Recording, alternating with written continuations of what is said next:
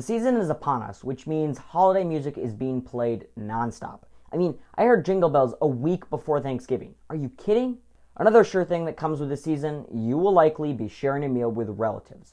And that can also mean hearing about some dubious claim that a relative has seen on the internet.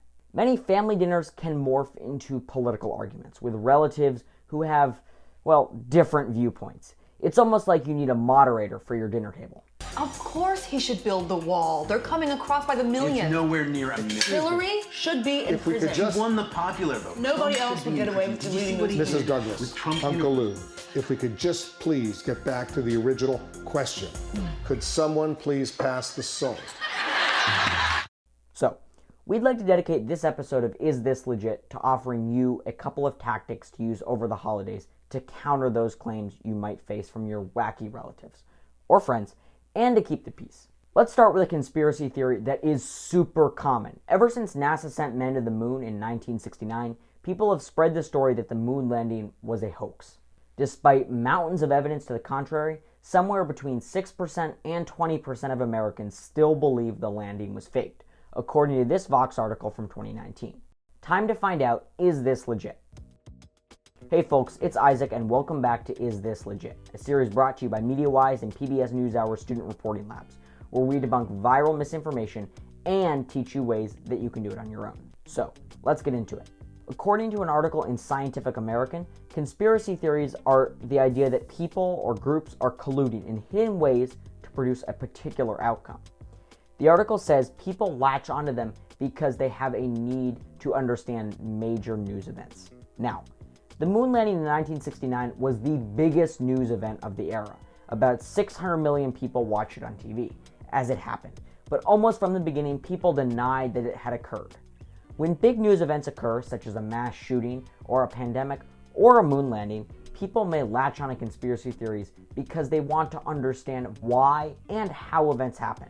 They have a need to make the world seem more straightforward and controllable, this Scientific American article says. People also sometimes fall into conspiracy theories because they have a need to seek out community in numbers, and being part of a conspiracy theory involves a developed community. During the pandemic, people were stuck at home, with lots of time to look for social connections online, often finding themselves falling into rabbit holes. Now, there are many false claims about the moon landing that just won't go away, but let's look at one of the ones that's more persistent.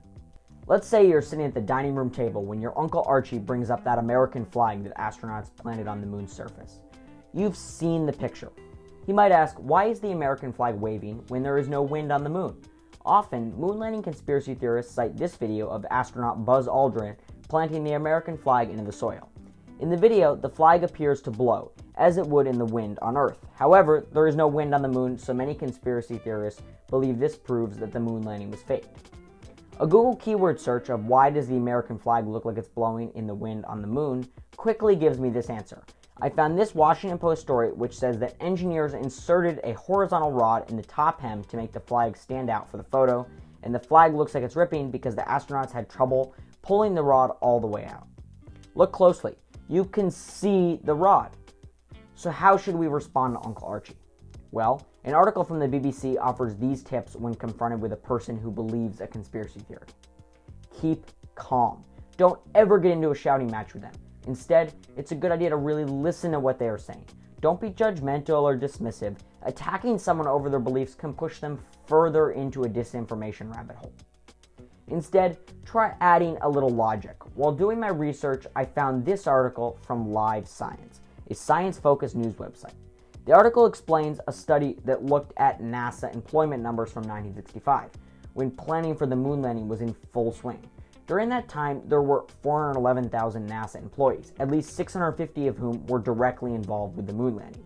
This meant, assuming the moon landing was faked, all 650 employees, and likely more, would have had to keep it a secret, which just doesn't seem plausible. The BBC article also suggests asking open-ended questions, as well as encouraging people who believe in conspiracy theories to use critical thinking and to consider other points of view. Many people who believe the moon landing was a hoax think that the landing was filmed by Stanley Kubrick, director of the film 2001: A Space Odyssey. Yes, with today's graphics technology, it would be possible to recreate the lighting and other effects on the moon. But in 1969, this wouldn't have been possible since computer graphics hadn't come nearly as far. Simply put, it would have been easier to put a man on the moon than to fake the moon landing altogether. Finally, if Uncle Archie keeps pushing, tell him to take a look at this moon landing episode from Adam Ruins Everything, an educational comedy TV series that debunks common misconceptions. No, no, no, no, no! This lighting is all wrong! I need lasers, Peter! Lasers!